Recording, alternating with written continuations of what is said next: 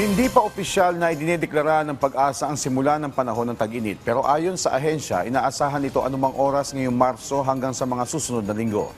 Kamakailan lang nakapagtala ng mataas na heat index sa ilang lugar kabilang Coron, Palawan at Negros Occidental na nasa antas na caution hanggang extreme caution. Sa ngayon, pinaghahandaan ng ahensya at lokal na pamahalaan ang pagpapaiting sa information campaign laban sa heat-related illnesses, lalo na ngayong graduation season. Nakahanda na rin ng mga kinauukulang ahensya sa posibleng pag-activate ng Interagency Response Mechanism sa ilalim ng whole-of-government approach. Well, sa ngayon ay nandiyan pa rin yung umiihip na ating hanging amihan. So sa katunayan dun sa extreme northern Luzon, meron pa rin tayong tinatawag na northeast monsoon.